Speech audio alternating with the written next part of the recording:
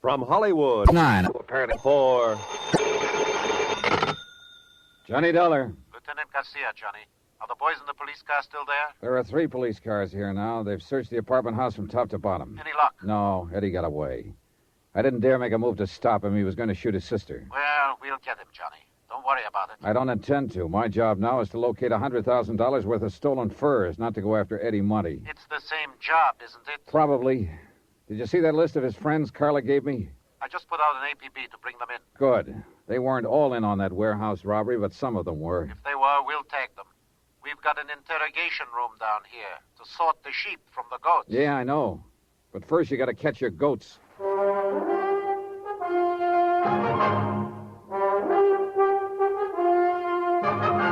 Tonight and every weekday night, Bob Bailey in the transcribed adventures of the man with the action-packed expense account, America's fabulous freelance insurance investigator. Yours truly, Johnny Dollar.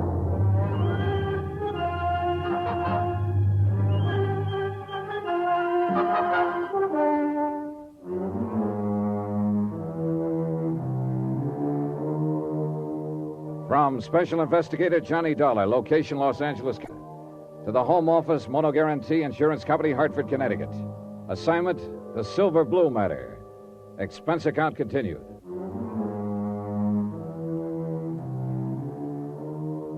Item 12, 2 cents for the way I felt. I hung up the phone and walked to the window, stood there looking out into the street. The police were leaving the apartment to carry their search for fugitive Eddie Monty into wider territory. And Eddie's sister, Carla, sat huddled in a corner, forlorn, beaten, broken-hearted. From the window, too, the view was anything but cheerful. Dirty, cluttered streets lined by row on row of sagging tenements, drab and gray in the weakening light of late afternoon. This was the slums that had spawned Eddie Monty, raised and nurtured him, made him into a member of a gang, and had now sent him fleeing from the police with a gun in his hand. And the same slum had bred the others of the gang who'd robbed a warehouse of 80 silver blue mink coats, slugged night watchman Albert Grisman into a near-death coma, and had murdered a man who tried to give them away. Why, Johnny? What got into him? Why is he ending up this way? I wish I could tell you, Carla. I did something wrong. That's it, of course, but what? Forget it. You did all you could. It wasn't enough. Well, sometimes nothing is enough. And nobody knows exactly why. I loved him. I never thought of him as just a nuisance of a kid brother, the way a lot of girls do. Now, look. You did more than anybody could expect. You were a pretty young kid when your folks died. Too young to have to take on the responsibility of raising a teenage brother. But I tried. I tried hard. And I thought I was doing all right until lately. But now that... So it didn't work. And what's happened is breaking your heart. Well, that can't be changed. But just remember this one thing. You did the best you could. And that's all anybody could do. So don't blame yourself. Tell me something, Johnny. Yeah? You're wearing a gun. I don't think Eddie knew it when he ran from here. Maybe you couldn't have used it to disarm him. Not when he was on the verge of killing you. But you could have drawn it and killed him. He was careless. He gave you several chances.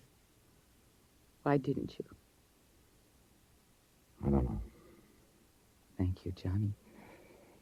I'd like to look through Eddie's room, if you don't mind. All right. I'll go with you. This way. It's down the hall. Thanks. Oh, somehow I still can't believe it. Not the killing, at least. Eddie is just not that kind. Well, a kid gets under pressure sometimes and gets pushed overboard. Maybe we'll know more when they pick him up. What if he tries to resist arrest? You know the answer to that. Oh, I hope he doesn't. Well, here it is. This has been Eddie's room since he was 13. It ought to tell something. The main thing at the moment is to find something that tells where he might go to hide out. And I've also got $100,000 worth of furs to locate. Well, you go ahead and look around. Whatever you want. Okay, thanks. I'll be in the living room. You call me if you want me.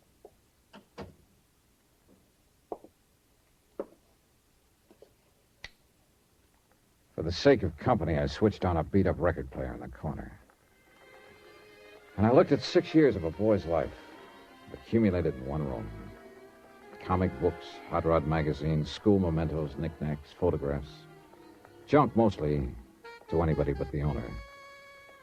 I went through all of it, and through the drawers and chest and through his clothes. Nothing.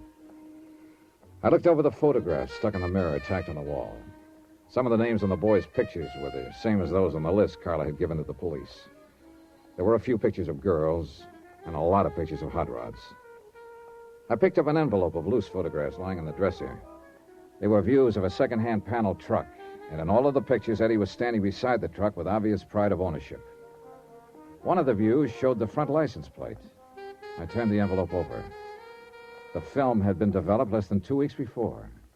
I called Carla back into the room and asked her about it. No, I didn't know he had a car, or a truck, rather. It may not be his, but I'll lay odds that it is. That look on his face is a dead giveaway. I don't know. He sure kept it a secret. He never brought it here once. Do you recognize the background in those pictures? No, I don't. It looks like a storage yard or an industrial place of some kind, doesn't it? Yeah, I'd call it that. Do you mind if I take these with me? Of course not. But why? The gang had to use something to haul those furs away from the warehouse. But if Eddie was keeping the truck a secret from me, it was because he was planning to use it for the robbery. That one or some other one. Johnny, he was in on it all along. Look, Carla, I've got a hunch Eddie is the leader of that gang. Oh, no. I think the truck was used in the robbery, and I think when we find it, we'll find the furs and we'll find Eddie. See you later, Carla.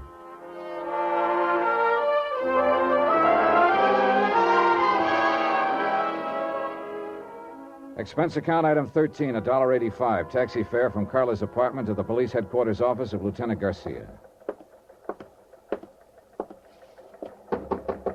Come in. Oh, Johnny, I've been trying to locate you. Oh, what's up? We picked up 2 of those kids on Carla Monte's list. Friends of Eddie's. Wow, that's a start. Not with one of them. He's in the clear. Perfect alibi. We have something on the other one, though. Want to help me talk to him? Yeah, sure. Oh, say, here are some photographs I picked up in Eddie's room a while ago. We should take a look at them, Garcia. All right, let's see them. The pictures were taken about 2 or 3 weeks ago. Now, if this truck is his sister doesn't know about it. Yeah, he sure got that owner look on his face. Yeah, he sure has. That second one there shows the license number, see? Yeah, I see it. You think they might have used this in the robbery, Johnny? It's a possibility. And we're not exactly swamped with angles. I was wondering, too, if you happen to recognize that background behind the truck. No, but it looks like it might be down in that area somewhere, the warehouse district. Look, why don't you get some copies made, circulate them, and see if any of your boys can tag the place? Oh, you insurance dicks do get ideas sometimes. Oh, you'd be amazed. All right, I'll do it. And now let's go down and talk to that kid.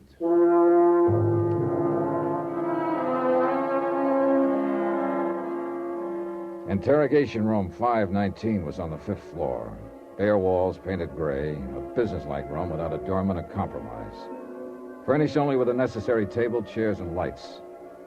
We stopped in the anteroom and looked in through the one-way glass window. The boy waited alone at the interrogation table, trying to put up a tough, defiant front, but failing by the tremble of a lip and the occasional flick of his eyes. Well, let's go in, get it over with.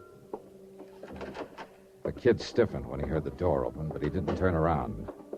He just sat there at the table, braced and waiting. You can take that chair at the side, Johnny. Okay, thanks. What's your name? You already know it. I said, what's your name? Mario Santorres. That's your right name? Yeah. Where do you live? Roxman Place, my aunt. Ever been arrested before, Mario? No. Yeah, you've got kind of a bad memory, haven't you? Why? September of last year. Arrest made by Officer C.J. Barton. Charge, possession of stolen articles. Hubcap, 2 autoradios, 1 camera. I wasn't convicted. I asked if you'd ever been arrested, not convicted. It was a frame-up. I didn't have any evidence. No, apparently not. Witnesses for the prosecution refused to testify. Case dismissed. Here, what are you going to claim this time, Mario? Another frame-up? I don't know why you brought me in here. I don't know anything about anything. That bad memory again, I just don't know what you're talking about. It's lucky for us that Eddie Monty had such a good memory, isn't it? Yes. What about Eddie? Huh? What do you mean? he a friend of yours? I know him. He's got a fine memory, that boy. Too bad you can't remember things the way he does. What are you talking about? Oh, that's true, all right. Eddie remembers everything that happened. What he did, what Mario did. I don't know what you mean. Well, that's because of your bad memory, Mario. Why, Eddie remembers the name of every boy who was in on that job and just what each one of them did. What job? That warehouse robbery. Have you forgotten about that? I don't know anything about any robbery. Well, there's been a lot of talk. At least you've heard about it, haven't you? I don't know anything about it. Maybe you've just forgotten. I don't know what you're talking about. When did you see Eddie last? I don't remember. Have you seen him since the robbery? No. How can you be sure? You said you hadn't heard of any robbery. I haven't. Still, you haven't seen Eddie since the robbery. Well, Come on, Mario. Tell us about it. I guess maybe I did hear about it. So? Well, why shouldn't I hear? It was in the papers. Everybody's been talking about it, so what if I did hear it? I don't prove anything. But you said you hadn't heard. So I forgot. Guy can forget something, can't he? Yeah?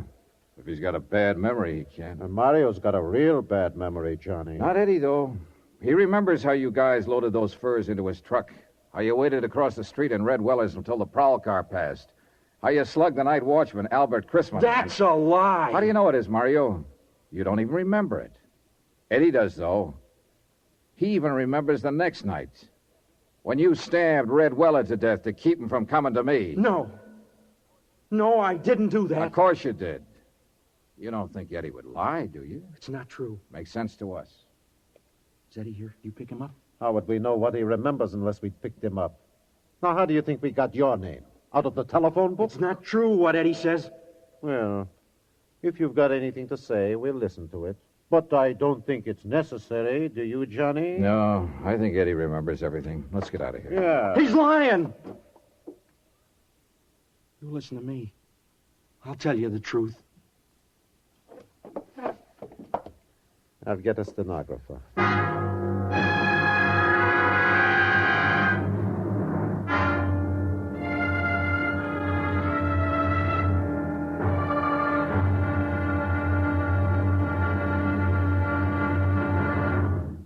Now, here's our star to tell you about the final intriguing episode of this week's story. Tomorrow, a cautious search and ambush, bullets and tears. And the end is violence. Join us, won't you? Yours truly, Johnny Dollar.